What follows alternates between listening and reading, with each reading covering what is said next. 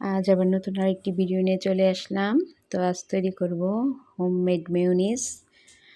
আসসালামু আলাইকুম, কেমন আছেন সবাই? আমি ভালো আছি, আশা করি আপনারাও ভালো আছেন। তো চলুন আজ মেয়োনিজ বানাই।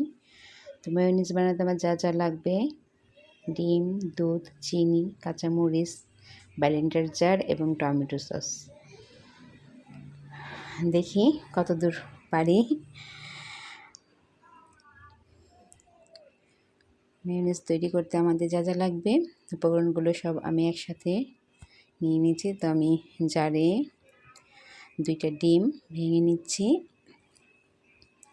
2টা ডিম দিয়ে অনেকখানি মেয়োনিজ হয়ে যাবে ইনশাল্লাহ, আশা করি।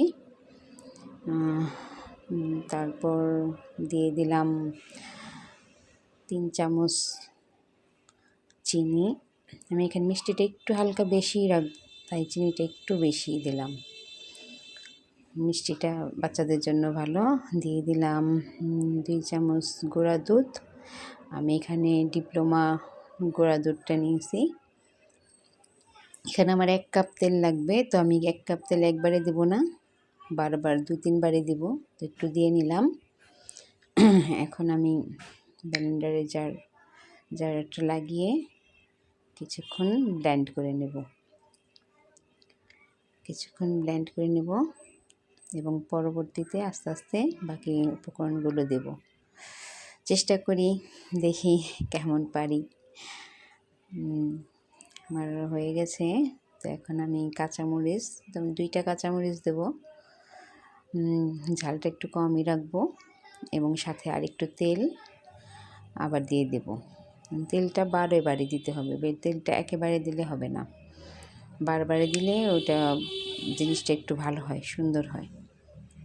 তো আবার আমি একটু ব্লেন্ড করে নেব। তো এই তো এইরকম হয়েছে। তো দেখে নিচ্ছি কীরকম, না এখনও আর একটু লাগবে।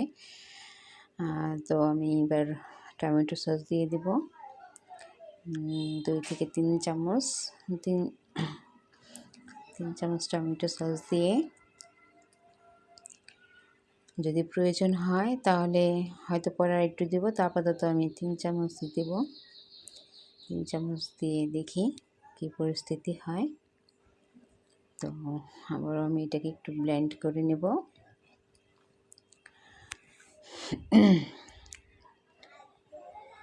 নতুন নতুন জিনিস তৈরি করতে চেষ্টা করি, দেখি যদি পারি। তো আমি আর একটু তেল দিয়ে দেব। আবার তেলটা বারে বারে দিতে হবে, তেলটা একবারে দিলে হবে না। তো আমার পুরোপুরি 1 কাপ তেল এখানে লাগলো। তো জানি না আমার ভিডিও আপনাদের কেমন লাগে। যদি ভালো লাগে তো অবশ্যই আমার চ্যানেলটা সাবস্ক্রাইব করবেন, লাইক কমেন্ট করবেন, আমাকে ভালো মন্দ উপদেশ দেবেন, সবসময় আমার পাশে থাকবেন। তো এই তো আমার মেয়োনিজটা এই পর্যায়ে আছে এখন।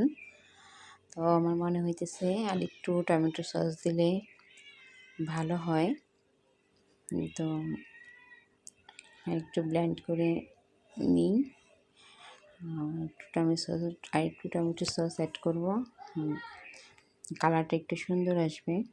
কালারটা তখন তেমন আসে নাই, আমি যেরকম চাই সেরকম হয় নাই। তো আবার ব্লেন্ডারটা এই তো আমার ব্লেন্ড করা হয়ে গেছে।